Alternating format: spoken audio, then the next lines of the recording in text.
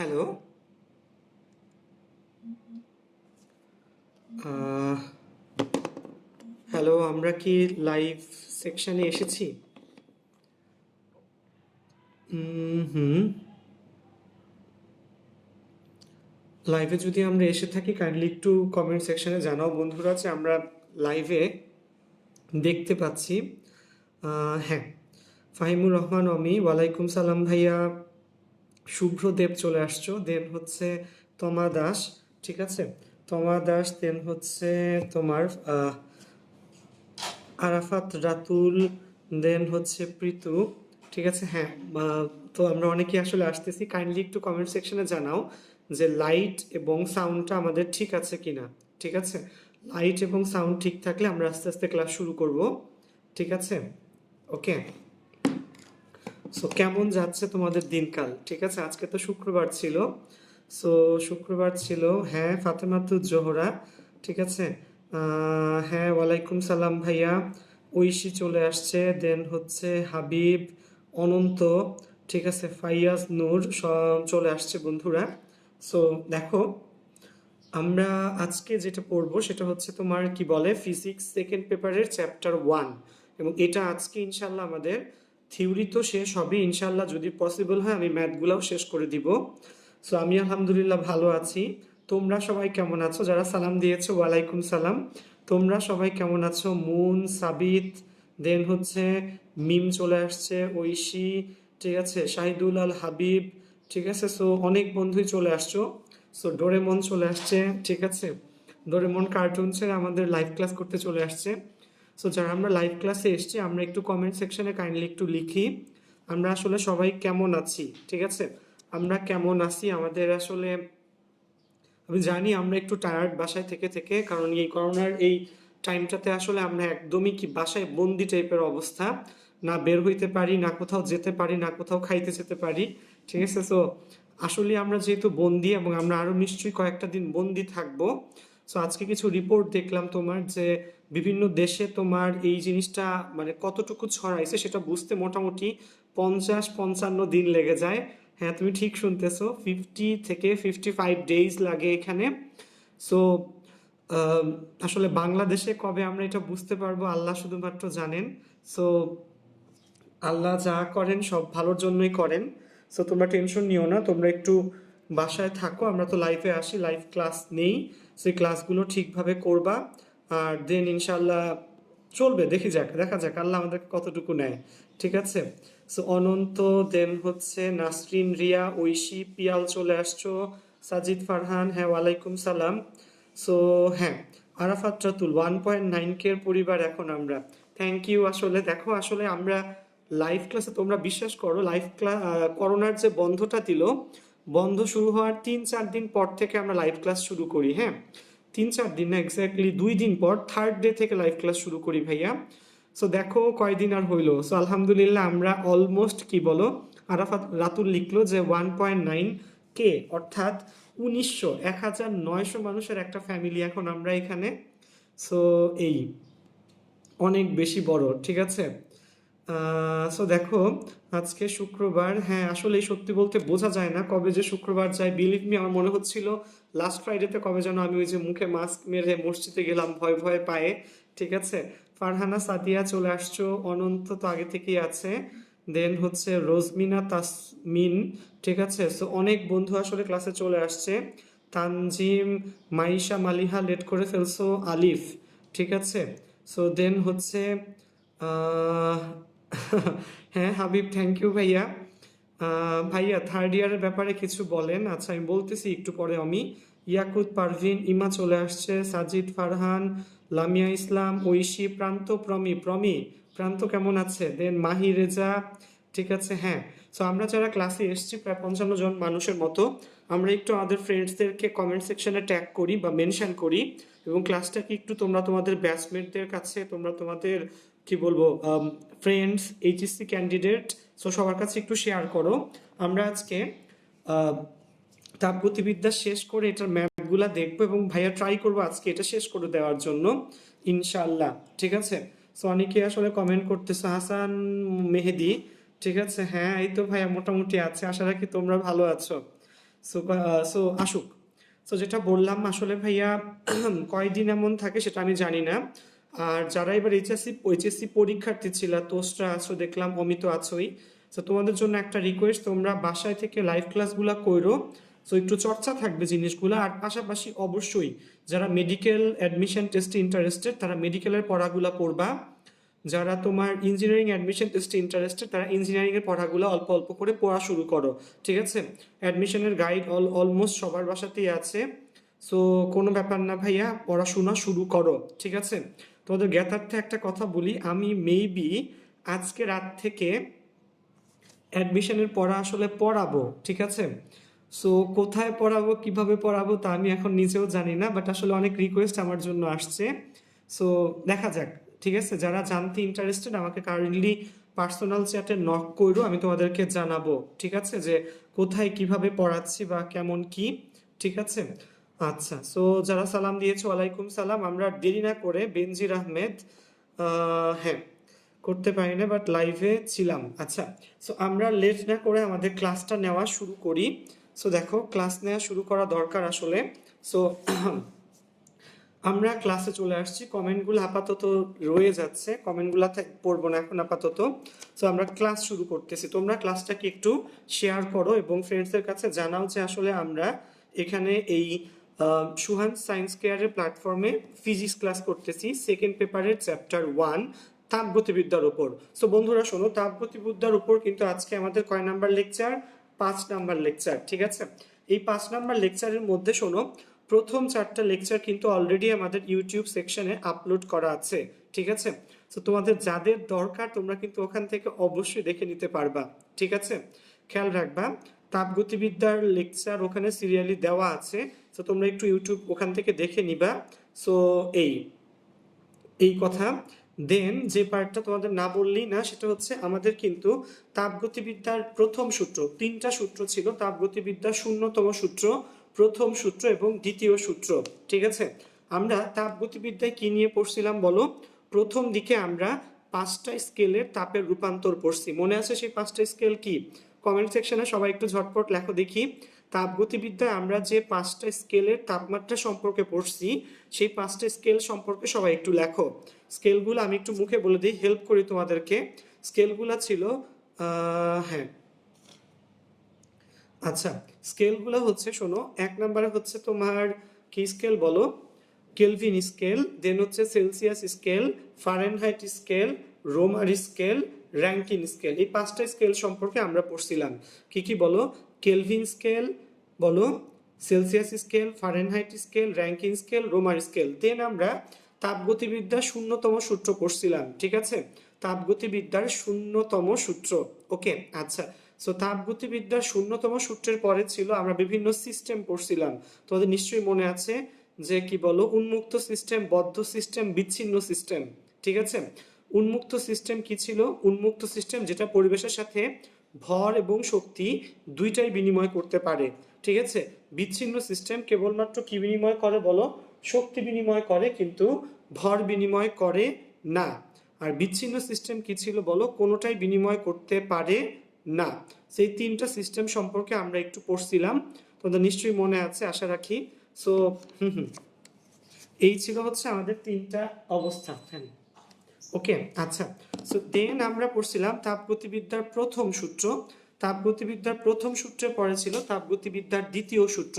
So last ক্লাসে আমরা আসলে তাপগতিবিদ্যার দ্বিতীয় সূত্র পড়ে অলমোস্ট শেষের মতো চলে আসছিলাম। সো লাস্ট ক্লাসটা শুধুমাত্র আমি একটু রিভিউ করে দিচ্ছি। সো হ্যাঁ, অনেক বন্ধুই লিখতেছো 5টা স্কেল, অমি, শাহরিয়ার আহমেদ খান, মুন, মালিহা, নাসরিন আক্তার, ইয়াকুত পারভিন, সাজিদ ফারহান, ঠিক আছে? হ্যাঁ, দেন সব বন্ধুই আসলে লিখছো, সো থ্যাংক ইউ সবাইকে। সো যেটা বললাম, তাপগতিবিদ্যার দ্বিতীয় সূত্রে আমাদের 4জন বিজ্ঞানীর কি ছিল? বিবৃতি ছিল। কয়জন বিজ্ঞানীর বলো? 4জন বিজ্ঞানীর। কি কি ছিল? কার্নো, প্লাঙ্ক, ক্লসিয়াস এবং কেলভিন। মনে রাখবা বন্ধু, কার্নো, প্লাঙ্ক, ক্লসিয়াস এবং কেলভিন। এই 4জন বিজ্ঞানী কিন্তু আসলে আমাদেরকে একই কথা 4 ভাবে বলছিল, এবং সেই কথাটার মেইন থিম ছিল এরকম যে তাপের স্থানান্তর সবসময় কি হবে, একটা উত্তপ্ত বস্তু থেকে শীতল বস্তুতে হবে, অর্থাৎ একটা বস্তুর তাপমাত্রা বেশি আর একটা বস্তুর তাপমাত্রা কম, সেদেরকে যদি আমরা টাচ করাই তাহলে কি হবে বলো, উত্তপ্ত বস্তু থেকে শীতল বস্তুতে তাপ সঞ্চালিত হবে। ঠিক আছে, সেটা উল্টাটা কিন্তু আসলে পসিবল ছিল না। সো চারটা রুল ছিল চারজন বিজ্ঞানীর, কার্নো, প্লাঙ্ক, ক্লসিয়াস এবং কি বলো বন্ধু, কেলভিন। সে চারজন বিজ্ঞানী চারটা কথা একই কথা বলছিল। এবং এখানে একটা টার্ম ছিল, টার্মটার নাম হচ্ছে তোমার বলো, একটা টার্ম ছিল, টার্মটার নাম হচ্ছে হিট লস।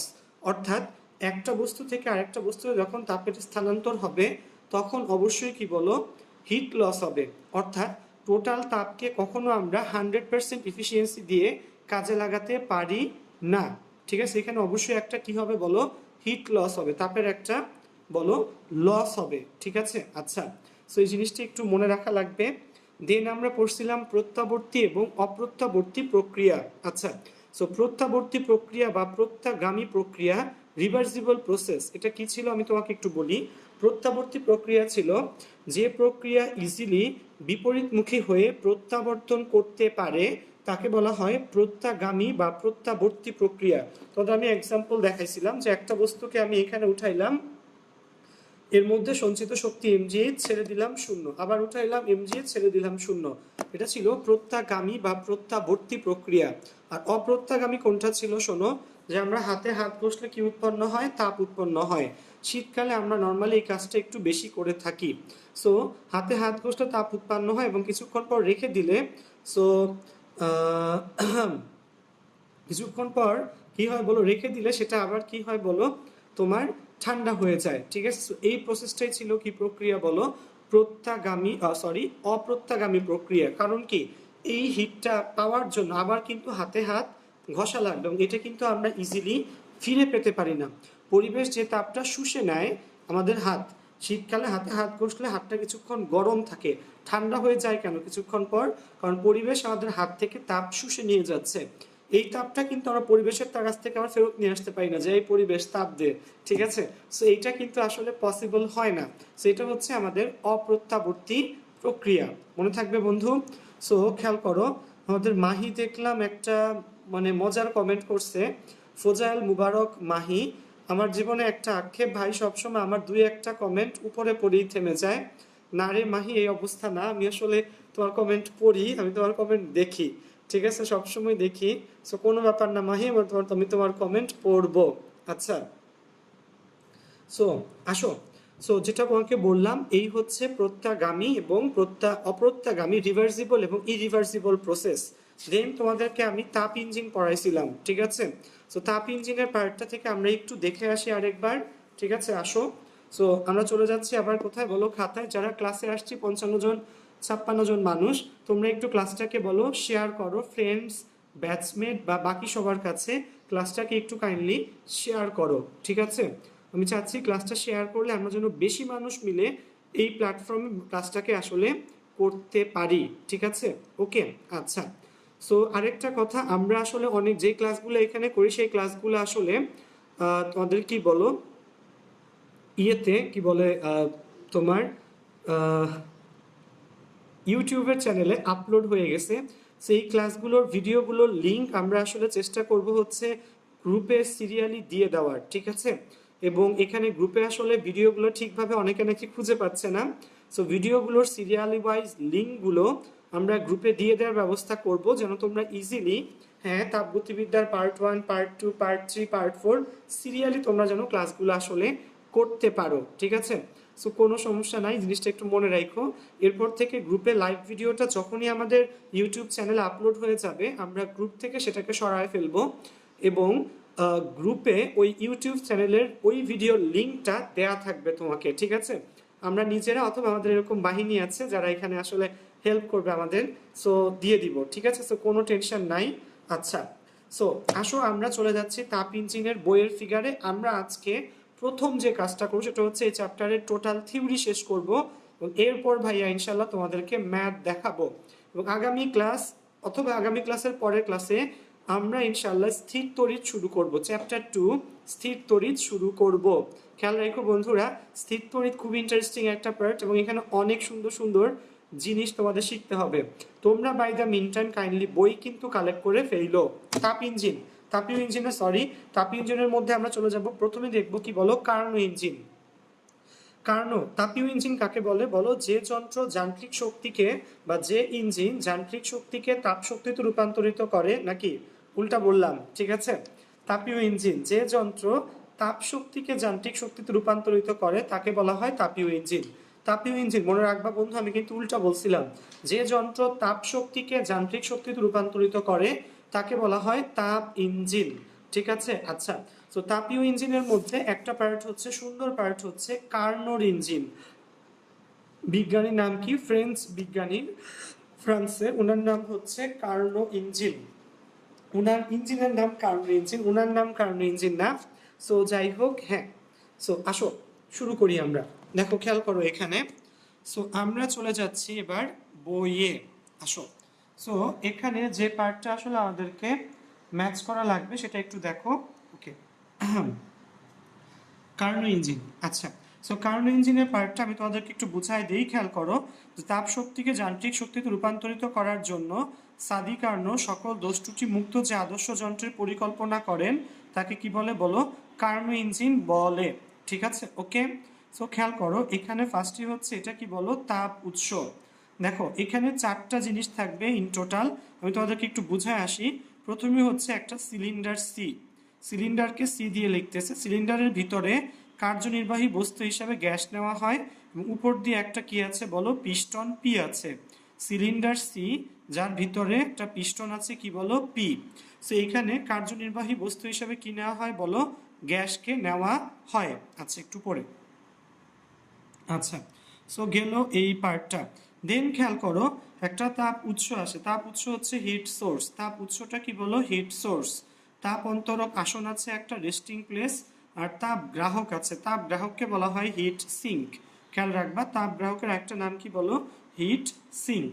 আচ্ছা, সো এই জিনিসটা হচ্ছে মনে রাখা লাগবে। দেন এখানে এই যে যেই দাগগুলা, এই যে দেখবা র্যাক র্যাক, অর্থাৎ এই গ্রাফের মতো দাগ দেওয়া, সেই দাগগুলো হচ্ছে তাপ অন্তরক। আর যেগুলো এরকম প্লেন, দেখো কার্যনির্বাহী বস্তুর নিচের দাগটা straight line, normal straight line, তাপ উৎসের উপরে, তাপ গ্রাহকের উপরে, এই তিনটা দাগ হচ্ছে তাপ সুপরিবাহী ইন্ডিকেট করে। এরকম র্যাক র্যাক দাগ হচ্ছে তাপ অন্তরক অর্থাৎ ইনসুলেটর। এবং যেটা তোমাকে বললাম কি বলো? এই স্ট্রেইট লাইনগুলো হচ্ছে বলো কি ইন্ডিকেট করে বলো? তাপ সুপরিবাহী। সো এখানে এই চারটা জিনিস থাকে: সিলিন্ডার, তাপ উৎস, তাপ অন্তরক আসন এবং তাপ গ্রাহক। তাপ উৎসের তাপমাত্রা T1 এবং তাপ গ্রাহকের তাপমাত্রা হলো T2। তাপ গ্রাহকের তাপমাত্রা কত বলো? T2। সো খেয়াল রাখবা বন্ধু, এরকম যদি হয় এবং T1 এর তাপমাত্রা T2 থেকে অনেক অনেক কি থাকবে বলো? বেশি থাকবে। ডাবল গেটার দেন মানে অনেক বেশি রকমের বেশি। ওকে, সো এবার শোনো এখানে কাহিনীটা কি ঘটে আমি তোমাকে একটু বলি। প্রথমে খেয়াল করো সিলিন্ডার যে কি আছে বলো? সি। ওকে, আচ্ছা, সো প্রথমে তাপ গ্রহণ করে কে আমি তোমাকে বলি। প্রথমে তাপ গ্রহণ করে হচ্ছে, এক নাম্বার স্টেপ হচ্ছে সিলিন্ডারটাকে তাপ উৎসের উপরে রাখা হয়। নাম্বার ওয়ান, এখানে এটা মোট কয় স্টেপে হবে বলো? 4 স্টেপে কাজ করবে। নাম্বার ওয়ান, ঠিক আছে, এক নাম্বার স্টেপটা হচ্ছে সিলিন্ডারটাকে তাপ উৎসের উপর রাখা হয়। সো সিলিন্ডারের এই নিচের প্রান্ত এবং তাপ উৎসের উপরের প্রান্ত দেখো দুইটাই তাপ সুপরিবাহী। সো তাপ উৎসের তাপমাত্রা T1 অনেক বেশি হওয়ায় সে কি করে শোনো? এই সিলিন্ডারটা তাপ উৎস থেকে তাপ নেয়। তাপ নিলে ভিতরের তাপমাত্রা অনেক, ভিতরের যে গ্যাস আছে সেই গ্যাসটা কি হয়? সে তাপ গ্রহণ করে তাপমাত্রা কি হয়ে যায়? বেড়ে যায়। এবং তাপমাত্রা বেড়ে গেলে এটা আস্তে আস্তে পিস্টন পিটা আস্তে আস্তে উপরে উঠে যায়। সো এক নাম্বার স্টেপ কি ছিল? এক নাম্বার স্টেপ ছিল সিলিন্ডারটাকে তাপ উৎসের উপর রাখা। ফলে তাপ উৎস থেকে সিলিন্ডারের গ্যাস তাপ গ্রহণ করে, ফলে আয়তনে প্রসারিত হয়, পিস্টন পি উপরে উঠে যায়। Step one. স্টেপ টু হচ্ছে এই সিলিন্ডারটাকে তাপ উৎস থেকে তাপ অন্তরক আসনের উপর রাখা। এটা ছিল স্টেপ কত বলো? 2। স্টেপ 3 হচ্ছে, এখানে কিন্তু কোনো কাজ টাজ হবে না, কারণ তাপ অন্তরক আসন র্যাক র্যাক মানে কেউ একটা অন্তরক, ঠিক আছে? সে তাপ দিবেও না নিবেও না, এখানে কোনো কাজ সাধারণত হয় না বা হলেও খুবই সামান্য। থার্ড স্টেপ হচ্ছে এই তাপ অন্তরক আসনটাকে বলো, এই আসন থেকে এই সিলিন্ডারটাকে রাখা হয় তাপ গ্রাহকে। সেখানে কিন্তু সে কি ছাড়বে বলো? তাপ ছাড়বে। তাপ গ্রাহকে যেহেতু T2 তাপমাত্রা এবং T2 তাপমাত্রা অনেক কম, সেহেতু এই সিলিন্ডার তাপ গ্রাহকে তাপ ছেড়ে দিবে। খেয়াল রাখা লাগবে, ঠিক আছে। এবং ফাইনালি এই তাপ গ্রাহককে আবার তাপ উৎসের উপর নেওয়া হয়। তাহলে স্টেপ 1, ঠিক আছে, স্টেপ 1 হচ্ছে সিলিন্ডারটাকে উৎসের উপর রাখা। স্টেপ 2, সিলিন্ডারটাকে উৎস থেকে তাপ অন্তরক আসনের উপর রাখা। স্টেপ 3, তাপ অন্তরক আসন থেকে তাপ গ্রাহকে নেওয়া, ঠিক আছে। এবং স্টেপ 4, তাপ গ্রাহক থেকে আবার তাপ উৎসে নেওয়া। অর্থাৎ বারবার এই সাইকেলটা কি বলো, চলতে থাকবে, ঠিক আছে। সো এখানে তোমাদেরকে আমি এটার জন্য তাপ ইঞ্জিনের দক্ষতার রাশিমালা তোমাদেরকে আমি দেখাইছিলাম, ঠিক আছে। সো আশা রাখি সবার মনে আছে তাপ ইঞ্জিনের দক্ষতা, অন্ধকার করে, ঠিক আছে। তাপ ইঞ্জিনের দক্ষতা খেয়াল করো যে এখানে আমাদের কি বলো, 1 দিয়ে আমরা উৎসকে বুঝাই এবং 2 দিয়ে বুঝাই কাকে বলো, গ্রাহককে, ঠিক আছে। 1 দিয়ে তাপ উৎস, 2 দিয়ে তাপ কি বলো, গ্রাহক। খেয়াল রাখবা উৎস ইংলিশ হচ্ছে সোর্স, গ্রাহক ইংলিশ হচ্ছে কি বলো, সিঙ্ক। তাপ উৎস হিট সোর্স, তাপ গ্রাহক হচ্ছে হিট সিঙ্ক, খেয়াল রাখবা। সো এটার ফর্মুলা হচ্ছে 1 minus T2 by T1 into 100%, ঠিক আছে। So 1 minus T2 by T1 into 100%, আবার 1 minus Q2 by Q1 into 100%। এই দুইটা হচ্ছে আমার কার ফর্মুলা বলো, ইটা এর ফর্মুলা, ঠিক আছে। সো কৃত কাজ W কত হবে, W হবে এই Q1 মাইনাস Q2 এত জুল, খেয়াল রাখবা বন্ধু, ঠিক আছে।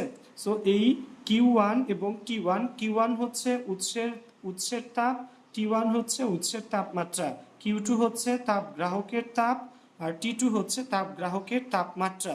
সো জিনিসগুলা কিন্তু একটু মনে রাখা লাগবে, ওকে, আচ্ছা। সো এরপর 1 দিয়ে উৎস, 2 দিয়ে গ্রাহক বুঝাচ্ছি। সো এই দুইটা 1 minus T2 by T1 into 100%, 1 minus Q2 by Q1 into 100%। এই দুইটা হচ্ছে কিসের কিসের বলো, তাপ ইঞ্জিনের দক্ষতার রাশিমালা। এই দুইটা দিয়ে অনেক ম্যাথ। কৃত কাজ, কাজ কতটুকু হয়েছে সেটা মেজার করে Q1 মাইনাস Q2 এত জুল দিয়ে। এখানে একটা জিনিস মনে রাখা লাগবে, এই Q সমানুপাতিক T, অর্থাৎ যার বলো কিউ হলো তাপ, টি হলো তাপমাত্রা, যার তাপ যত বেশি তার তাপমাত্রা তত বেশি। কিউ সমানুপাতিক টি হলে Q1 বাই Q2 হলো T1 বাই T2। এই জিনিসটাও তোমাকে মধ্যে মধ্যে কাজে লাগানো লাগবে। সো আশা রাখি তাপ ইঞ্জিনের এই দক্ষতার পার্টটা তোমরা বুঝতে পারছো। এবার আসো এটা দিয়ে আমরা একটু বলি, ঠিক আছে, আবার একটু মুখে কথা বলে নেই। সো দেখো, সো আশা রাখি আমরা বুঝতে পারতেছি, আমরা কি বুঝছি ক্লাসটা, বলো। তাপ ইঞ্জিনের যে পার্টটা আমরা আসলে দেখলাম, তাপ ইঞ্জিনের ফ্লো গুলা মানে কোনখান থেকে কোনখানে যায় সিলিন্ডারটা, এবং দেন হচ্ছে তোমার কি বলো এই দক্ষতার রাশিমালা, তোমরা কি সবাই ধরতে পারতেছো? আচ্ছা একটা মিনিট।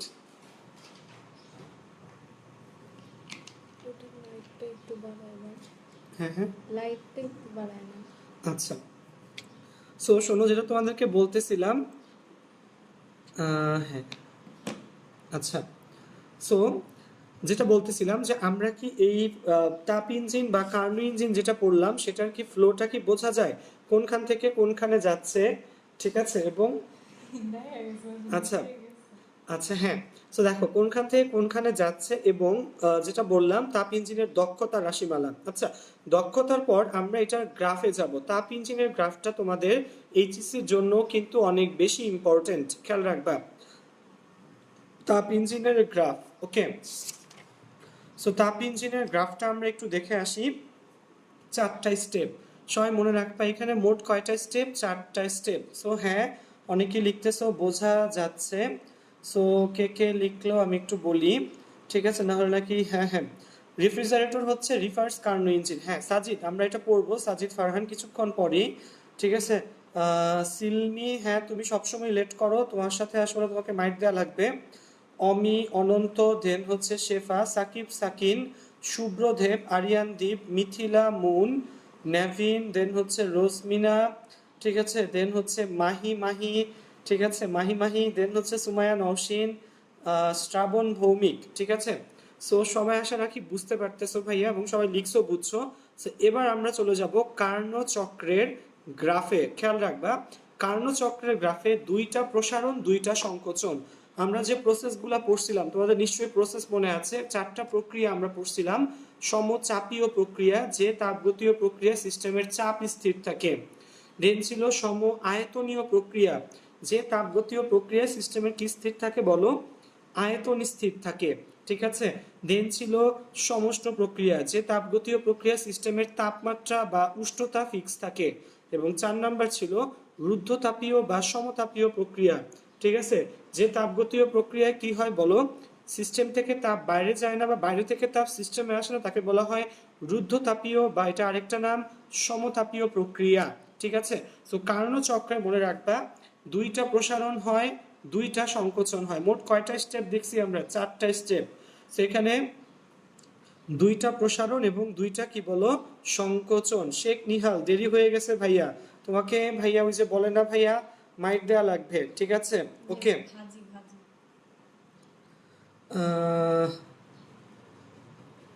আচ্ছা। সো আসো, যেটা তোমাদেরকে আমি বললাম, কার্ণচক্রের 2টা প্রসারণ 2টা সংকোচন। স্টেপগুলা হচ্ছে, প্রসারণগুলা হচ্ছে রুদ্ধতাপীয় প্রসারণ, সমষ্ট প্রসারণ। সংকোচনগুলাও সেম ধাঁচের, রুদ্ধতাপীয় সংকোচন, সমষ্ণ সংকোচন, ঠিক আছে। সো খেয়াল রেখো ভুল যেন না হয়। এবার চলে যাচ্ছি আমরা আবার বইয়ের মধ্যে, বলো 4টা স্টেপ, এগুলো আমরা একটু দেখে নেই, ঠিক আছে। ওকে, সো আসো 4টা স্টেপ। ওকে, এই যে, সো এটাই হচ্ছে কি চক্র বলো? ফার্স্ট অফ অল এটা হচ্ছে কার্নো চক্র। নাম কি ভাইয়া বলো? কার্নো চক্র, ঠিক আছে। শুধুমাত্র এখানে থাকলেই হবে। সো দেখো আমি শুধুমাত্র এটার উপর ফোকাস করতেছি, কারণ এটাই হচ্ছে আমাদের বোঝার জিনিস, ঠিক আছে। ওকে, এদিকে। সো দেখো এখানে এই 4টাই হচ্ছে আমাদের আসলে বোঝার জিনিস। খেয়াল করো, এ বি সি এবং ডি, লেখার চোটে আসলে দেখাই যাচ্ছে না, এ বি সি এবং ডি। খেয়াল করো বন্ধুরা, এখানে এই এবি পার্টটা হচ্ছে সমষ্ণ প্রসারণ, দেখো লেখা আছে এবি পার্টটা সমষ্ণ প্রসারণ। দেন দেখো বি থেকে সিতে নামছে, এটা হচ্ছে রুদ্ধতাপীয় প্রসারণ, ঠিক আছে। এবি পার্টে দেখো, প্রথমে গোড়া থেকে বলি, এই পুরো গ্রাফের এক্স অক্ষ বরাবর আয়তন ভি, ওয়াই অক্ষ বরাবর চাপ পি নেওয়া হয়েছে, ঠিক আছে। ফার্স্টই হচ্ছে এ থেকে বি, এবি পার্টে সমষ্ণ প্রসারণ, ঠিক আছে। দেন বি থেকে সি, বিসি পার্টে হচ্ছে রুদ্ধতাপীয় কি বলো প্রসারণ। এ থেকে বি, এবি পার্টে সমষ্ণ প্রসারণ, বি থেকে সি, বিসি পার্টে রুদ্ধতাপীয় প্রসারণ। দেন সি থেকে ডি উল্টা দিকে, সিডি পার্টে হচ্ছে সমষ্ণ সংকোচন, এবং ফাইনালি ডিএ পার্টে হচ্ছে রুদ্ধতাপীয় সংকোচন। সো এই 4টা পার্ট মনে রাখবা, এ বি, বিসি, সিডি এবং ডিএ। কি কি বলো এখানে 4টা পার্ট কি কি বলো? এ বি, বিসি, সিডি এবং ডিএ।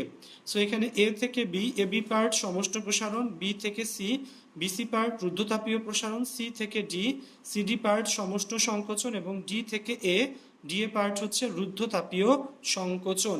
সো বন্ধুরা, এখানে কিন্তু একটা জিনিস মনে রাখা লাগবে, তোমার এই যখন তুমি কাজ বের করবা, এই এ বি আর বিসি পার্ট খেয়াল করো, এ বি এবং বিসি অর্থাৎ প্রসারণ 2 পার্টের কাজ কিন্তু যোগ হবে।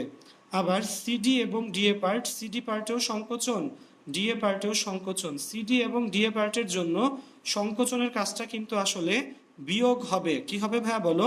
বিয়োগ হবে, ঠিক আছে। নড়াইস না। ওকে, সো বন্ধুরা এবার এই পার্টে একটু দেখো, এই জায়গাটাতে এই যে এখানে দেখো পূর্ণচক্রে কৃত কাজ, খেয়াল করো এখানে। সো পূর্ণচক্রে কৃত কাজে কি করছে খেয়াল করো, যে প্রথম 2টার জন্য W1 W2 যোগ করছে -W3 -W4। এখানে 1 মানে এবি, 2 মানে বিসি, 3 মানে বলো সিডি এবং 4 মানে হচ্ছে ডিএ। খেয়াল রাখবা। সো খাতার মধ্যে আমি আরেকটু সুন্দর করে তোমাদেরকে লিখে দিছি, খেয়াল করো খাতার মধ্যে এই যে গ্রাফ। সো দেখো গ্রাফের মধ্যে ম্যাথের জন্য মনে রাখা লাগবে, প্রসারণের জন্য পজিটিভ, সংকোচনের জন্য নেগেটিভ। অন্ধকার, ঠিক আছে। ওকে, ম্যাথের জন্য প্রসারণের জন্য পজিটিভ, সংকোচনের জন্য negative. So W of A B আর ডাব্লিউ অফ বিসি এই দুইটা হলো যোগ, কারণ কি বলো এই দুইটাতে প্রসারণ। আর minus W CD minus W DA, এই দুইটা মাইনাস কেন, তাহলে এই দুইটা কি বলো সংকোচন, ঠিক আছে। ওকে, সো আশা রাখি তোমরা সবাই আসলে কি করতে পারছো বলো, বুঝতে পারতেছো। ক্লাস কিন্তু কঠিন না, ঠিক আছে। সো ক্লাসগুলো অবশ্যই খুব গুরুত্ব সহকারে আসলে দেখা লাগবে। আচ্ছা, কঠিন ক্লাস না, কিন্তু যেটা বললাম খুবই ইম্পর্টেন্ট ক্লাস কিন্তু। সো এই গেল হচ্ছে কিসের ইঞ্জিন বলো, কার্নো ইঞ্জিন। কার্নো ইঞ্জিনের দক্ষতা রাশিমালা গেল, দেন কার্নো ইঞ্জিনের কিসের রাশিমালা গেল বলো, তোমার দক্ষতাও গেল, দেন হচ্ছে গ্রাফ থেকে আমরা কার্নো চক্র শিখলাম, ঠিক আছে। আচ্ছা, সো এগুলো যদি শেখা হয় এরপরে আমরা যেটা যাব সেটা হচ্ছে রেফ্রিজারেটর বা ফ্রিজ। মনে রাখবা রেফ্রিজারেটর বা ফ্রিজ এটাও তোমাদের সিলেবাসে আছে, এবং ফ্রিজ এবং এসি, ফ্রিজ রেফ্রিজারেটর বা ফ্রিজ এবং এসি এই দুটার কার্যপদ্ধতি বা কার্যনীতি কিন্তু অলমোস্ট একই ধাঁচের, খেয়াল রাখো। রেফ্রিজারেটর এবং কি বলো এসি এই দুটার কার্যপদ্ধতি অলমোস্ট একই ধরনের, খেয়াল রাখবা। এখানে কার্ণচক্র কি করতো বলো? কার্ণচক্র হচ্ছে তাপীয় ইঞ্জিন এবং বা হিট ইঞ্জিন। সো এই রেফ্রিজারেটর বা এসিকে বলা হয় রিভার্স কার্ণ ইঞ্জিন। মনে রাখবা, সবাই খাতায় লিখে রাখো, বইয়ের লাইনটা লেখা নাই কিন্তু অবজেক্টিভ আকারে পরীক্ষাতে ঠিকই আসে যে রেফ্রিজারেটর এবং এসি এই দুটাকে বলা হয় রিভার্স কার্ণ ইঞ্জিন, বিপরীত তাপ ইঞ্জিন, ঠিক আছে। আচ্ছা, সো ওই দুটার জন্য ওই যে দক্ষতা রাশিমালা আছে, কিন্তু রেফ্রিজারেটর বা এসি এর জন্য দক্ষতার রাশিমালা দুইটাতে খেয়াল রাখবা। এখানে দক্ষতা রাশিমালা দুইটাকে কি বলে শোনো, দক্ষতা রাশিমালা দুইটাকে তোমার কখনো ওই পার্সেন্টেজ আকারে প্রকাশ করে না। কার্নো ইঞ্জিনের দক্ষতার বেলায় তোমার রাশিমালাগুলোকে কি আকারে প্রকাশ করতে হয় বলো? পার্সেন্টেজ আকারে প্রকাশ করতে হয়, কিন্তু রেফ্রিজারেটরে কিন্তু সেটা আসলে লাগে না। সো সেক্ষেত্রে যেই টার্মটা ইউজ করে রেফ্রিজারেটরের বেলায় সেটার নাম হচ্ছে কপ, সিওপি। কপের মানে হচ্ছে কোএফিসিয়েন্ট অফ পারফরমেন্স বা কার্য সম্পাদন সহগ, এটাকে সিওপি বা কে দিয়ে লেখে, ঠিক আছে, খেয়াল রাখবা। কোএফিসিয়েন্ট অফ পারফরমেন্স, কার্য সম্পাদন সহগ, ঠিক আছে, কপ বা কে দিয়ে লেখে। সো আমরা সেটা একটু চলে যাচ্ছি। রেফ্রিজারেটর থেকে শোনো, তোমার এটার কার্যপ্রণালী, মূলনীতি, দেন হচ্ছে গঠন টঠন এগুলা কিচ্ছু পড়ার তোমার দরকার নাই। রেফ্রিজারেটর থেকে শুধুমাত্র এই কপটা যদি তুমি ঠিকভাবে পড়তে পারো তাহলেই আসলে চলবে, খেয়াল রাখবা। সো হ্যাঁ হ্যাঁ ঠিক আছে। আচ্ছা, সো হ্যাঁ থ্যাংক ইউ। সো আসো এখানে রেফ্রিজারেটর বা কপে চলে যাচ্ছি আমরা। সো ওইখানেও কিন্তু একই রকম, ওইখানেও তোমার T1 T2 থাকবে, ওইখানেও Q1 Q2 থাকবে। সো T1 বা T1 হচ্ছে উৎসের তাপমাত্রা, T2 হচ্ছে তাপ গ্রাহকের তাপমাত্রা। ঠিক তেমনি Q1, খেয়াল রাখবা বন্ধু, Q1 হচ্ছে তাপ উৎসের তাপ উৎসের যে পরিমাণ তাপ ধারণ করে সেটা, এবং Q2 সেটা হচ্ছে তাপ গ্রাহকের তাপ। সো জিনিসটা একটু দেখো, আমি তোমাকে খাতারটা দেখাই, খাতারটা দেখালে তোমার বুঝতে সুবিধা হবে, ঠিক আছে। আসো, সো রেফ্রিজারেটরের এই পার্টটা আমরা দেখার জন্য খাতায় চলে যাচ্ছি, ঠিক আছে, ওকে, এতটুকু। সো রেফ্রিজারেটরের এই পার্টটা একটু সবাই দেখো, আমি একটু বুঝাই দিচ্ছি তোমাকে। এই যে ফ্রিজ বা রেফ্রিজারেটরের জন্য কোএফিসিয়েন্ট অফ পারফরমেন্স বা কপ, সিওপি বা কে, ঠিক আছে। সেই জিনিসটা একটু মনে রাখা লাগবে। এই কে এর মান হলো Q2 divided by Q1 minus Q2, Q2 divided by কত? Q1 মাইনাস Q2, অথবা সেটাকে কিভাবে লেখে বলো? T2 divided by T1 minus T2। So ফর্মুলাগুলো কিন্তু অনেকেই ভুলে যায় এবং এগুলাকে কিন্তু পার্সেন্টেজ আকারে লেখে না, ঠিক আছে, এটা শুধু এতটুকুই। এবং এই নর্মালি এই কপ বা কে এর মান, ঠিক আছে, একটু দেখান। সো দেখো নর্মালি এটা কত থাকে বলো? যে 1 এর value 1 less than k less than 0, ঠিক আছে। মনে রাখবা এই কপ বা কে এর মান 0 থেকে 1 এর মধ্যে থাকে, 0 থেকে বড় এবং 1 থেকে ছোট। মনে রাখবা কপের মান, কপ বা কে এর মান 0 থেকে 1 এর মধ্যে থাকে। 0 যে কত বলো? 1 less than k less than 0, 0 থেকে, সরি আমি উল্টা লিখছি, এটা উল্টা চিহ্ন হবে, ঠিক আছে। আচ্ছা যাই হোক, সো হ্যাঁ, এটা উল্টা চিহ্ন দিয়ে যদি আমি লিখি তাহলে কপের মান কিরকম হবে বলো দেখি? 1 greater than k greater than 0, এটা হবে শুদ্ধটা। বন্ধুরা একটু কষ্ট করে শুদ্ধটা লিখে নাও, সরি আমি ফার্স্টে ভুলটা লিখে দিছিলাম, যদিও এটা আসলে আমাদের বইয়ে নাই, কিন্তু এই যে বললাম অ্যাডমিশন টেস্টে তোমাদের ঢাকা ভার্সিটিতে এই অবজেক্টিভটা একবার এসেছিল যে কে এর মান 0 থেকে বড় কিন্তু 1 থেকে ছোট।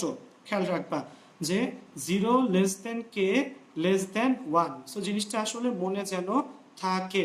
আচ্ছা, সো এটাই হচ্ছে ফ্রিজ কোএফিসিয়েন্ট অফ পারফরমেন্স বা কপ বা কে। ফর্মুলাগুলো কি? Q2 by Q1 minus Q2 সমান সমান T2 by T1 minus T2, ওকে। আচ্ছা, সো একজন লিখছো যে ইসরাত জাহান মায়া ফ্রিজের মধ্যে কাজটা কিভাবে সংগঠিত হয় সেটা একটু বলেন। ঠিক আছে, হ্যাঁ। হাসনাইন বিন ইমরান, তুমি আসলে ঠিক লিখে দিছো। আমি ফ্রিজের ভিতরের কাজটা তোমাদেরকে একটু বলে আসি। আচ্ছা, ফ্রিজ কিভাবে কাজ করে সেটা, যেহেতু ফ্রিজ আমাদের সিলেবাসে আছে, ফ্রিজের ভিতরের কার্যপ্রণালীটা তোমাকে আমি একটু বলে বুঝাচ্ছি। সবাই একটু গুরুত্ব দিয়ে শোনো। ফ্রিজ ফ্রিজ কিন্তু আসলে আহামরি কঠিন কোনো কাজ সে করে না, ঠিক আছে। ফ্রিজের মধ্যে, ফ্রিজ এবং এসিতে দুটার মধ্যে আসলে খেয়াল রাখবা ব্যবহার করা হয় হচ্ছে সিএফসি। আমরা রিসেন্টলি দেখবা কেমিস্ট্রিতে এই সিএফসি বা ক্লোরোফ্লোরোকার্বনের সংকেত শিখব। ওকে, হ্যাঁ হ্যাঁ, কথা বলতে বলতে আসলে চাপা ব্যথা করে। ঠিক আছে, তো শোনো, রেফ্রিজারেটর বা ফ্রিজ যেটা বললাম তোমার, সো হ্যাঁ মাহিরেজা তুমি ঠিক লিখছো। রেফ্রিজারেটর বা ফ্রিজের মধ্যে আসলে কি থাকে শোনো, রেফ্রিজারেটর বা ফ্রিজের মধ্যে সিএফসি থাকে, ঠিক আছে। সো এই সিএফসি যে থাকে, এই দাঁড়াও, আচ্ছা, সো এই রেফ্রিজারেটর বা ফ্রিজের মধ্যে যে সিএফসি থাকে, এই সিএফসি কে খেয়াল রাখবা, রেফ্রিজারেটরের কয়েকটা মেইন পার্ট হচ্ছে বাষ্পীভবন কুণ্ডলী, ঘনীভবন কুণ্ডলী বা কনডেন্সার, ঠিক আছে।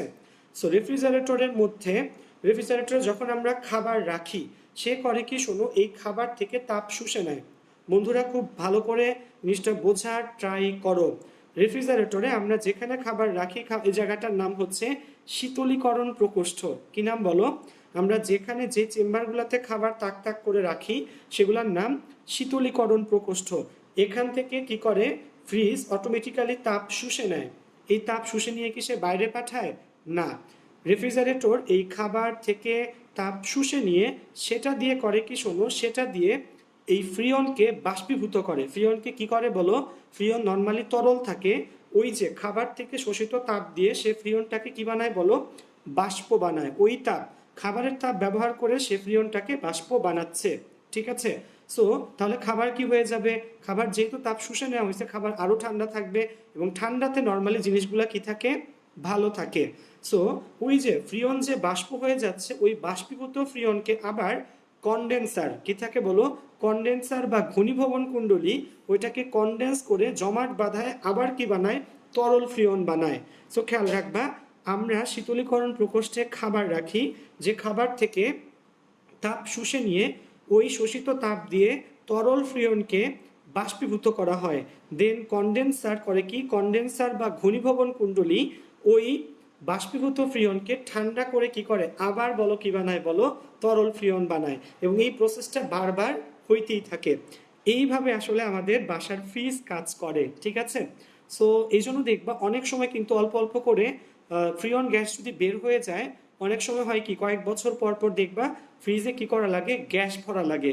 এই যে গ্যাস, এই গ্যাসটা আসলে কি গ্যাস? এই গ্যাসটা আসলে ফ্রিয়ন গ্যাস, সিএফসি বা ক্লোরোফ্লোরোকার্বন। সো আশা রাখি সবাই তোমরা এই জিনিসটা বুঝতে পারছো যে আসলে কিভাবে ফ্রিজ কাজ করে। থ্যাংক ইউ ইশরাক জাহান মায়া তোমার কোয়েশ্চেনটার জন্য। সো ফ্রেয়ন, ঠিক আছে, ফ্রিয়ন, ফ্রিয়নও বলে, ফ্রেয়নও বলে। সো হ্যাঁ, ওই যে সাজিদ ফারহান লিখছে সিএফসি নির্ণয় সূত্র গ্রুপে দিয়ে দিবে। সাজিদ, কোনো সমস্যা নাই, সাজিদ সেই পার্টগুলো গ্রুপে দিয়ে দিবে। আচ্ছা, সো হ্যাঁ, মাহি জিজ্ঞেস করছে তোমার রিভার্স ইঞ্জিনের জন্য কি গ্রাফ লাগবে কিনা। না মাহি, রিভার্স ইঞ্জিনের জন্য কোনো গ্রাফ লাগবে না। তো আমাকে একটু কোয়েশ্চেনে জাস্ট এটা বলো যে বন্ধু, তোমরা আসলে এই ফ্রিজের যে কার্যপ্রণালী এবং এই যে কপ, কোএফিসিয়েন্ট অফ পারফরমেন্স, কার্য সম্পাদন সহগ নির্ণয়ের যে পার্টটা, সেটা আসলে বুঝতে পারছো কিনা, ঠিক আছে। কাইন্ডলি সবাই একটু কমেন্ট সেকশনে লেখো যে তোমরা আসলে জিনিসটা ধরতে পারছো কিনা। এবং দেখো, এমন কিন্তু আসলে কঠিন কোনো পার্ট না। লামিয়া শাওরিন, লেট করে আসিস প্রত্যেক দিন মাইয়া, ঠিক আছে। দেখো, সো এই গেল হচ্ছে আমাদের রেফ্রিজারেটর বা ফ্রিজ, ঠিক আছে বন্ধুরা। আর মাত্র একটা টপিকস আছে, যে টপিকসটা পড়লে আমাদের এই চ্যাপ্টার 1 তাপগতিবিদ্যার প্রথম সূত্র, এই চ্যাপ্টারটা আসলে শেষ হয়ে যাবে, ঠিক আছে। সো হ্যাঁ, অনেকেই লিখছো, বোঝা যাচ্ছে, হ্যাঁ থ্যাংক ইউ অমি, ইমরান, দেন হচ্ছে মায়া, লামিয়া, সবাইকে থ্যাঙ্কস। আচ্ছা, সো এখন শোনো, আমরা 9-10-এ তাপের পরিবর্তন পড়ছিলাম, মনে আছে? যে একটা বস্তুকে বাইরে থেকে, ধর আমার হাত একটা সিস্টেম, এই হাতে আমরা বাইরে থেকে তাপ দিচ্ছি বা চুলা জ্বালায় দিলাম এখান থেকে। সো তাপ দিলে, একটা বস্তুতে তাপ প্রয়োগ করলে সেটার তাপমাত্রার পরিবর্তন হতেও পারে, তাপমাত্রার পরিবর্তন নাও হইতে পারে। খেয়াল রাখো, এটা কিন্তু সত্যি কথা। কোনো বস্তুতে বাইরে থেকে তাপ দিলে তার তাপের পরিবর্তন হতেও পারে, তাপের পরিবর্তন নাও হইতে পারে, ঠিক আছে, খেয়াল রাখবা। তো তাপমাত্রা স্থির থাকতে পারে, তাপমাত্রা অস্থির মানে পরিবর্তন হইতে পারে। অস্থির কথাটা কিন্তু আমরা অনেক ক্ষেত্রে ইউজ করি, যে দোস্ত অস্থির একটা জিনিস দেখছি আজকে, ঠিক আছে দোস্ত নাটকটা কি অস্থির, ঠিক আছে। সো আরো অনেক কিছু আমরা অস্থির আসলে বলে থাকি। সো যাই হোক সেগুলো বাদ দেই। সো তাপের পরিবর্তন যেটা বললাম তোমাকে আমি, তাপ দিলে তাপমাত্রা পরিবর্তন হইতেও পারে, নাও হইতে পারে, ঠিক আছে। সো এর উপর ডিপেন্ড করে আমরা কি করছি শোনো, দুই ধরনের সূত্র 9-10-এ আসলে পড়ে আসছিলাম, ঠিক আছে। তো তোমাদের নিশ্চয়ই মনে আছে একটা টার্ম ছিল সুপ্ত তাপ, ঠিক আছে বন্ধু, কি বলো, সুপ্ত তাপ মনে আছে, খেয়াল রাখবা। সুপ্ত তাপ হচ্ছে যে তাপ বস্তুর তাপমাত্রার পরিবর্তন না ঘটিয়ে অবস্থার পরিবর্তন ঘটায় তাকে সুপ্ত তাপ বলে। এবং মনে রাখা লাগবে সুপ্ত তাপের বেলায় কিন্তু বস্তুর তাপমাত্রার পরিবর্তন হয় না। সুপ্ত তাপের বেলায় বস্তুর তাপমাত্রার পরিবর্তন হয় না। সো সুপ্ত তাপের বেলায় সূত্র একরকম, আর নর্মাল ক্ষেত্রে সূত্র হচ্ছে অন্য আরেক রকম, ঠিক আছে। এই আজে বাজে কথা লিখবা না শুভ্রদেব, তোমাকে কিন্তু ভাইয়া মাইক দেওয়া হবে, ঠিক আছে, এই আজে বাজে কথা লিখবা না, ঠিক আছে। সো সো হ্যাঁ, স্মাইল স্মাইল সুন্দর হওয়া উচিত। আসলে তোমরা সুন্দর বলে লাভ নাই, অনেক মানুষই অসুন্দর বলে চলে গেছে, বুঝছো ভাইয়া, ঠিক আছে। যাই হোক, সো যেটা বললাম সেটা হচ্ছে তোমার দুই ধরনের হইতে পারে, ঠিক আছে। তাপের পরিবর্তনে পদার্থের পরিবর্তন, অবস্থার তাপমাত্রার পরিবর্তনটা দুই ধরনের হতে পারে। সবাই একটু খেয়াল করো, যখন আমরা তাপের পরিবর্তন করব, এই তাপের পরিবর্তনে কি হইতে পারে বলো, তাপমাত্রা স্থির থাকতে পারে, আবার তাপমাত্রা কি বলো পরিবর্তিত হতে পারে। তো তাপমাত্রা যদি স্থির থাকে তার মানে এখানে কোন কোন তাপ কাজ করছে বলো, এখানে কাজ করছে বলো ভাইকে সুপ্ত তাপ। তাপমাত্রা স্থির মানে এখানে কাজ করছে সুপ্ত তাপ, মনে থাকবে। তাপমাত্রা স্থির থাকা মানে এখানে সুপ্ত তাপ কাজ করছে। তো সুপ্ত তাপের বেলায় ফর্মুলাটা কি, এই যে দুই পার্টে দুইটা জিনিস, তাপমাত্রা স্থির, তাপমাত্রা কি বলো পরিবর্তনশীল। তাপমাত্রা স্থির থাকলে Q equal to M L F, ঠিক আছে, অর্থাৎ কিউ সমান সমান এম ইন্টু এল এফ অথবা কিউ সমান সমান এম ইন্টু এল ভি। এখানে এম কি বলো, এম হচ্ছে ভর, এই এল এফ কি, এল এফ হচ্ছে গলনের সুপ্ত তাপ, এবং এল ভি কি, এল ভি হচ্ছে বাষ্পীভবনের সুপ্ত তাপ। এল এফ হচ্ছে গলনের সুপ্ত তাপ এবং এল ভি হচ্ছে বাষ্পীভবনের সুপ্ত তাপ। সেটা হচ্ছে তাপমাত্রা স্থির থাকলে যে ক্ষেত্রে সুপ্ত তাপ কাজ করে। সুপ্ত তাপ কাকে বলে, যে তাপ বস্তুর তাপমাত্রার পরিবর্তন না ঘটিয়ে অবস্থার পরিবর্তন ঘটায় তাকে কি বলি বলো, আমরা সুপ্ত তাপ বলি। এবং সুপ্ত তাপের বেলায় তাপমাত্রা স্থির থাকবে, ঠিক আছে, এটা গেল প্রথম পার্ট। এবার আসো তাপমাত্রা পরিবর্তিত হলে কি হয় সেই পার্টটা একটু দেখো। সো ধরো তাপ প্রয়োগের ফলে তাপমাত্রা T1 থেকে T2 তে পরিবর্তিত হলো। সো এটার উপর ডিপেন্ড করে কিউ হচ্ছে M S del T, M S del টি।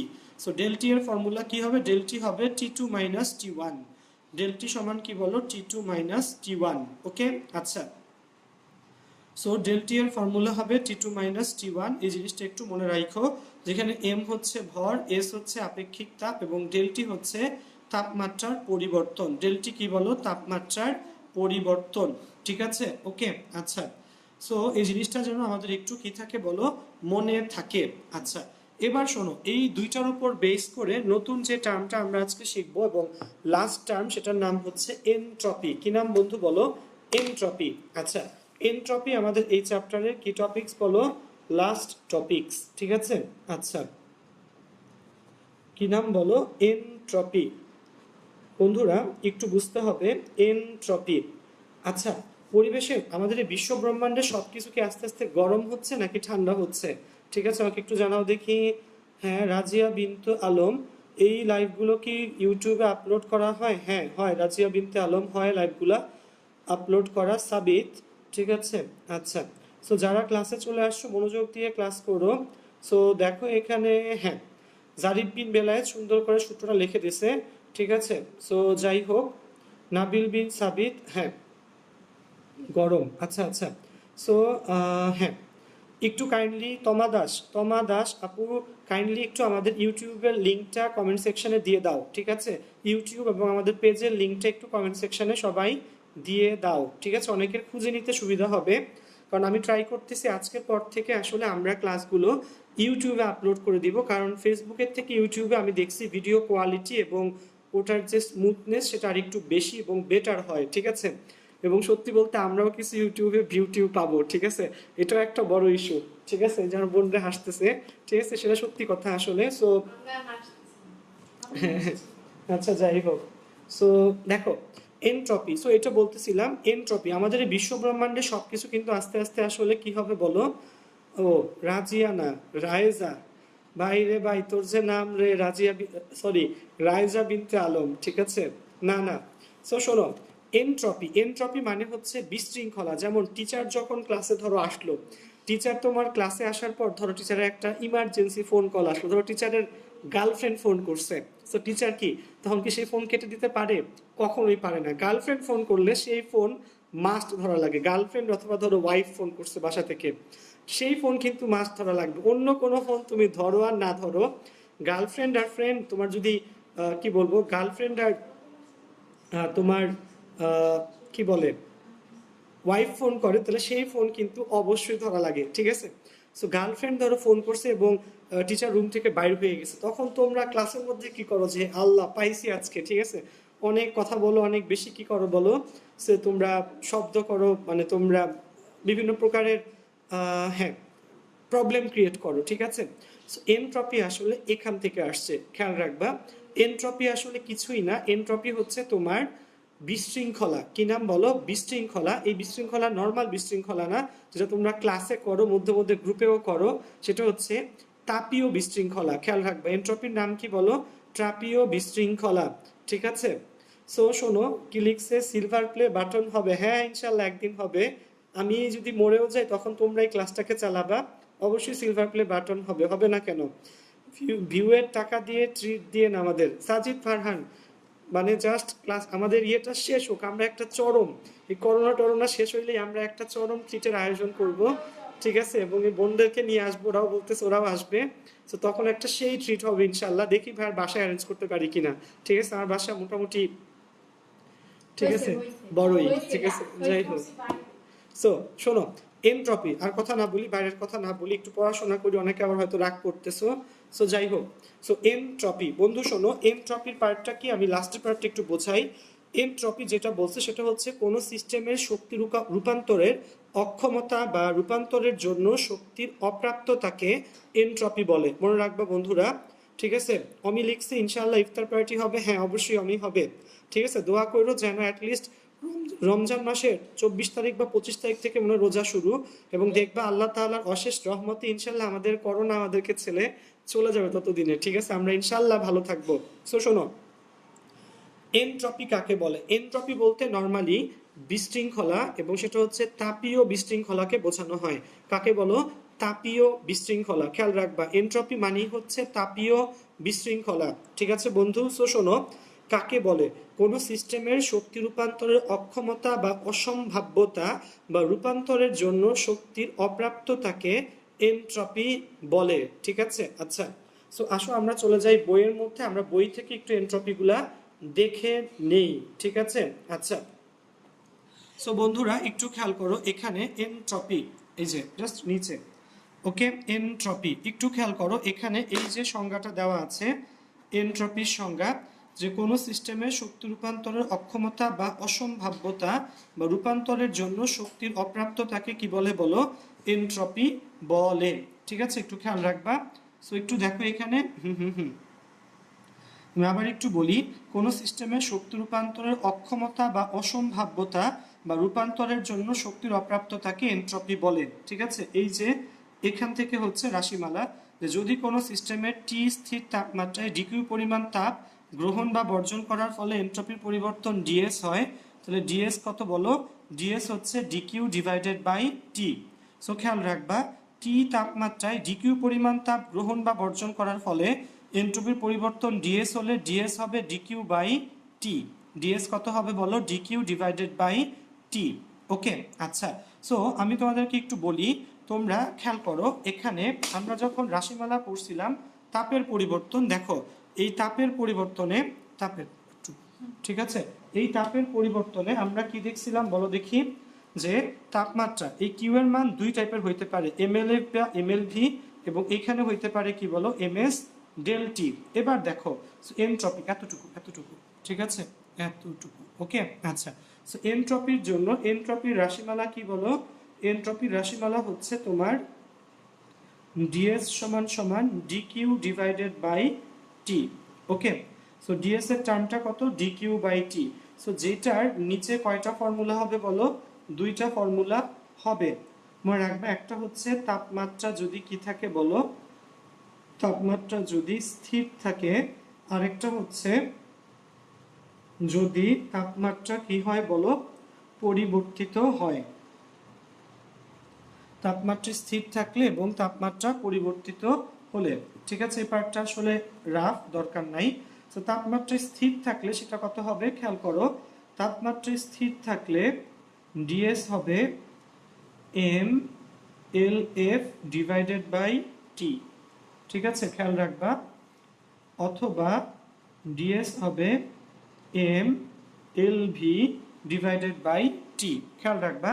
তাপমাত্রা যখন কি থাকবে বলো? তাপমাত্রা যখন স্থির থাকবে তখন এনট্রপির ফর্মুলা কয়টা? দুইটা, M L F by T অথবা M L V by T. যেখানে এল এফ কি গলনের সুপ্ত তাপ, যেখানে এল ভি কি বাষ্পীভবনের সুপ্ত তাপ, এবং টি হচ্ছে কি বলো? তাপমাত্রা, ওকে।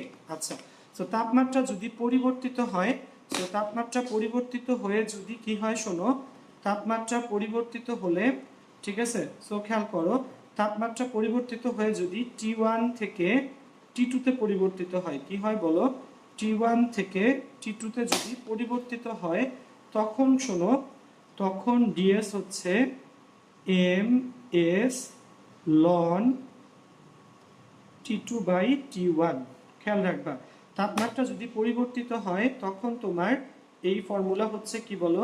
M S ln T two by T one. মনে থাকবে বন্ধুরা, তাপমাত্রা স্থির থাকলে হলো ডিএস এর মান M L F by T অথবা M L V by T, এবং তাপমাত্রা পরিবর্তিত হলে কত বলো? অর্থাৎ ধরো পরিবর্তিত মানে টি ওয়ান থেকে টি টুতে চলে গেছে তাপমাত্রা, টি ওয়ান থেকে কত বলো? টি টু ছিল, টি ওয়ান গেছে টি টুতে, তাহলে ডিএস হবে M S ln T two divided by T one, ঠিক আছে, ওকে। আচ্ছা, সো এই জিনিসটা একটু মনে রাখবা। এখানে তাপমাত্রা স্থির থাকলে একটা, তাপমাত্রা পরিবর্তিত থাকলে কিন্তু আরেকটা। এনট্রপির পরিবর্তন দুই টাইপের, খেয়াল করো বন্ধুরা। আবার দেখো এই পাশটা, তাপের পরিবর্তন দুই টাইপের, তাপমাত্রা স্থির, তাপমাত্রা পরিবর্তিত। সো এই দুইটা থিমের উপর ভিত্তি করে আমাদের এনট্রপির পরিবর্তনও দুই টাইপের, তাপমাত্রা স্থির, তাপমাত্রা কি বলো? পরিবর্তিত। সো ফর্মুলাগুলো আশা রাখি সবাই সুন্দর করে অলরেডি লিখে নিছো, ঠিক আছে, ওকে। আচ্ছা, সো আশা রাখি সবাই জিনিসটা, ফর্মুলাগুলো সুন্দর করে লিখে নিছো। সো ক্লাস কি বোঝা যাচ্ছে? সো আশা রাখি সবাই ক্লাসগুলো ঠিকভাবেই ধরতে পারতেছো। এমনকি কোনো কঠিন টার্ম বলতেছি, কাইন্ডলি একটু কমেন্ট সেকশনে লেখো দেখি ক্লাস বোঝা যাচ্ছে কিনা, ঠিক আছে। কমেন্ট সেকশনে সবাই একটু লিখে জানাও ক্লাস বোঝা যাচ্ছে কিনা। আচ্ছা, সো এখানে তোমরা একটা জিনিসের অ্যান্সার আসলে ভুল দিছো আমাকে, সেটা হচ্ছে জগতের সবকিছু কিন্তু আস্তে আস্তে উত্তপ্ত হচ্ছে না, বরঞ্চ শীতল হচ্ছে। জগতের সবকিছু উত্তপ্ত হচ্ছে না, বরং আস্তে আস্তে কি হচ্ছে? শীতল হচ্ছে। যেমন তোমরা সূর্যের কথাই ভাবো, সূর্য সম্পর্কে বলা হয়েছে সূর্যের আগের তাপমাত্রা ছিল প্রায় 57,000 ডিগ্রি সেলসিয়াস, এবং সূর্য যেহেতু চারপাশে তাপ কি করতেছে? বিকিরণ করতেছে, সূর্যের এখনকার তাপমাত্রা কিন্তু প্রায় কমে 54,000 ডিগ্রি সেলসিয়াসে চলে আসছে, খেয়াল রেখো। তো সূর্য পৃষ্ঠের তাপমাত্রা কিন্তু আস্তে আস্তে কমে যাচ্ছে। ইনফ্যাক্ট আমাদের পবিত্র কোরআন শরীফেও কিন্তু তোমার বলছে যে যখন চন্দ্র সূর্য শীতল হয়ে যাবে এবং গ্রহ নক্ষত্রগুলা কি জগতে সকল শক্তির, আমাদের পৃথিবীর শক্তির উৎসকে প্রধান উৎস হচ্ছে সূর্য। তো সূর্য যদি শীতল হয়ে যায় পৃথিবী কি করতে পারবে না বলো? পৃথিবী যে কি করে বলো? সৌরজগতে সূর্যের চারদিকে এবং নিজ অক্ষের চারদিকেও যে ঘোরে, এই ঘূর্ণনটা কিন্তু আর পসিবল হবে না। তো যখন চন্দ্র সূর্য শীতল হয়ে যাবে এবং কি হবে বলো? পৃথিবী তার ঘোরার জন্য শক্তি পাবে না, তখনই কিন্তু আসলে কি হবে বলো? কিয়ামত সংগঠিত হবে। সো এই টার্মগুলা কিন্তু দেখো আমাদের পবিত্র কুরআন শরীফের সবার আগে আল্লাহ তাআলা বলে দিছেন। সো দেখো কোরআন শরীফ কতটা সাইন্টিফিক্যালি আসলে মানে নাজিল হয়েছে, ঠিক আছে। থ্যাংক ইউ আল্লাহ, ঠিক আছে। আচ্ছা, সো আসো, সো হ্যাঁ, অনেক বন্ধুই আসলে লিখছে। সাজিদ ফারহান লিখছে আমিও ভাই পানি খাইতেছি, মধু মিষ্টিত সুপেয় পানযোগ্য পানি। ফারহান, এই পানিটা টোটালি খাওয়ার অযোগ্য, আমাকে একদিন খাওয়াইছিল, আমার এখনো মনে আছে। টোটালি খুবই বাজে পানি, ঠিক আছে। থ্যাংক ইউ ফারহান, ঠিক আছে। আচ্ছা, সো হ্যাঁ, অনেকেই অনেক কিছু খাচ্ছ ভাইয়া, কিন্তু আসলে ভাইয়ার বাসাতে দেখি কি রান্না করছে, এখনো খাই নাই। ক্লাস নিয়ে দিন ইনশাল্লাহ লাঞ্চ করব, ঠিক আছে। তো আসো, আরেকটা ছোট্ট যেটা হচ্ছে, তাহলে পৃথিবীর জগতে সবকিছু কিন্তু আস্তে আস্তে কি হচ্ছে বলো, ঠান্ডা হচ্ছে, গরম না, বরঞ্চ কি হচ্ছে বলো, ঠান্ডা হচ্ছে। সো জিনিসটা তোমাকে একটু মনে রাখা লাগবে, এবং এ কারণে মনে রাখা লাগে কয়েকটা টার্ম অবজেক্টিভের জন্য ইম্পর্টেন্ট। কেউ একজন কাইন্ডলি খাতায় একটু লিখে দাও, ঠিক আছে, ওকে। কেউ একজন একটু কাইন্ডলি খাতায় বা কমেন্ট সেকশনে লিখে দাও যে রুদ্ধতাপীয় প্রক্রিয়ায় এনট্রপি সর্বদা স্থির থাকে। রুদ্ধতাপীয় প্রক্রিয়ায় এনট্রপি সর্বদা স্থির থাকে। কোয়েশ্চেন হলো, কেন স্থির থাকে? রুদ্ধতাপীয় প্রক্রিয়া কাকে বলে? যে তাপীয় প্রক্রিয়ায়, যে তাপগতীয় প্রক্রিয়ায় সিস্টেম থেকে তাপ বাইরে যায় না বা বাইরে থেকে তাপ সিস্টেমে আসে না, তাকে বলা হয় রুদ্ধতাপীয় প্রক্রিয়া, ঠিক আছে। সো এই প্রক্রিয়ায় তোমরা খেয়াল করো, আমাদের এনট্রপির ফর্মুলাটা কি ছিল? ডিএস সমান ডিকিউ ডিভাইডেড বাই টি। রুদ্ধতাপীয় বা সমতাপীয় প্রক্রিয়ায় ডিকিউ হলো 0। সো আমার এনট্রপির ফর্মুলা হচ্ছে ডিএস সমান ডিকিউ বাই টি, ঠিক আছে। রুদ্ধতাপীয় প্রক্রিয়ায় ডিকিউ যেহেতু 0, সুতরাং কি হবে বলো দেখি ভাইয়াকে? সুতরাং হবে ডিএস, এনট্রপির পরিবর্তন 0। সো মনে রাখবা টার্মটা, রুদ্ধতাপীয় বা সমতাপীয় প্রক্রিয়ায়, ঠিক আছে, অবশ্যই কি থাকবে? এনট্রপি স্থির থাকবে, এনট্রপির পরিবর্তন হবে না, ওকে। আচ্ছা, সো হ্যাঁ, আর কিছুক্ষণ ক্লাস নিব। দেখি এই চ্যাপ্টারটা আমাদের আসলে মোটামুটি শেষ হয়ে গেছে, এবং আর একটা ছোট্ট একটা প্রমাণ পড়ায় আজকে ক্লাসটা ইনশাল্লাহ আমরা শেষ করব। নেক্সট ক্লাসে ম্যাথ দেখব, ম্যাথের পরে ইনশাল্লাহ আমরা নতুন চ্যাপ্টারে চলে যাব, কি? আচ্ছা আচ্ছা, সো দেখো, আচ্ছা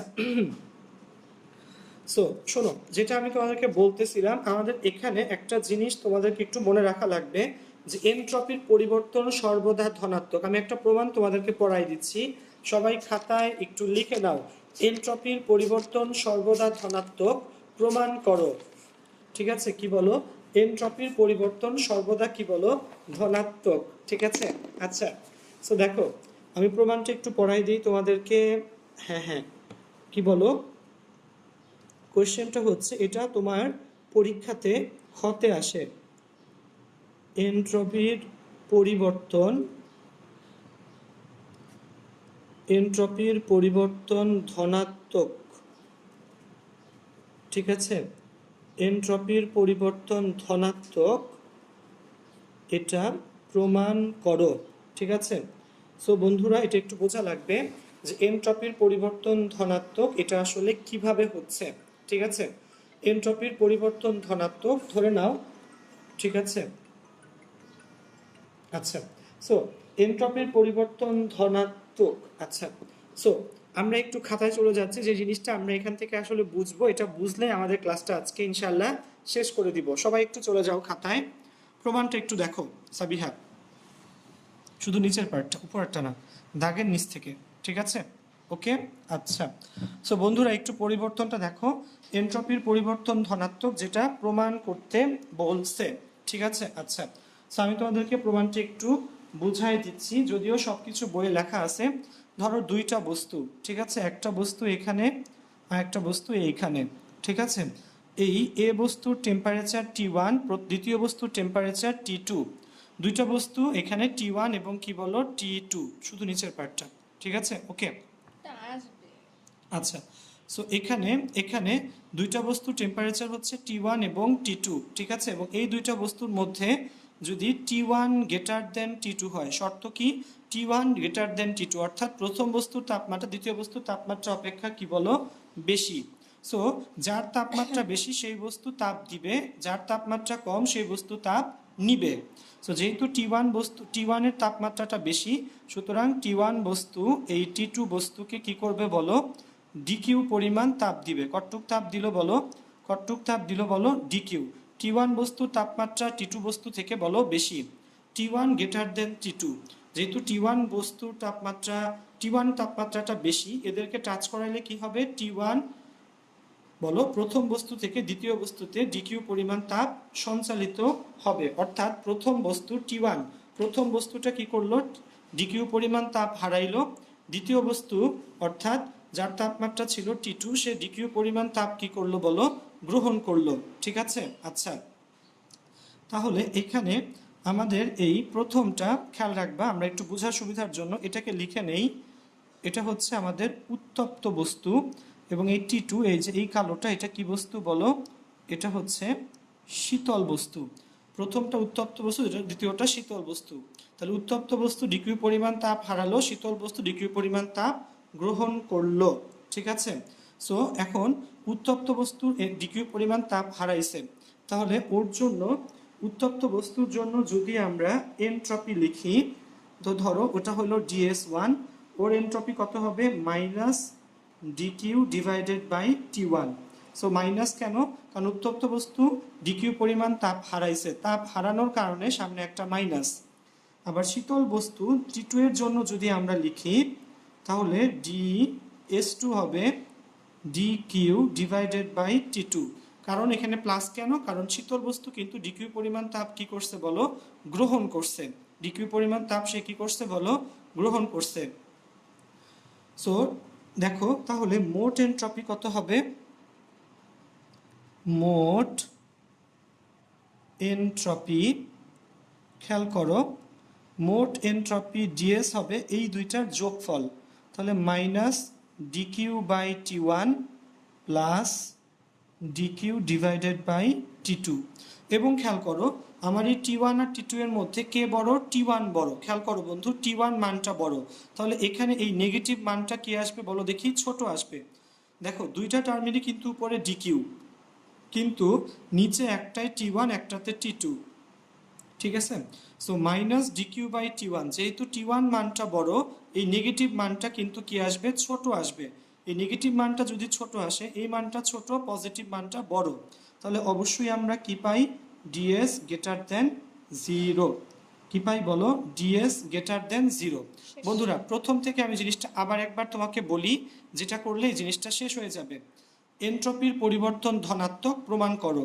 ঠিক আছে, একটা উত্তপ্ত বস্তু একটা শীতল বস্তু, উত্তপ্ত বস্তুর তাপমাত্রা T1, শীতল বস্তুর তাপমাত্রা T2, যেখানে T1 গ্রেটার দেন T2, তার মানে উত্তপ্ত বস্তু থেকে শীতল বস্তুতে ডিকিউ পরিমাণ তাপ সঞ্চালিত হবে যদি এদেরকে আমরা টাচ করাই। ঠিক আছে, অর্থাৎ উত্তপ্ত বস্তু ডিকিউ পরিমাণ তাপ হারাবে, সো তাপ হারাই দেখে ওর এনট্রপি হবে মাইনাস, DS1 হবে DQ minus DQ by T1।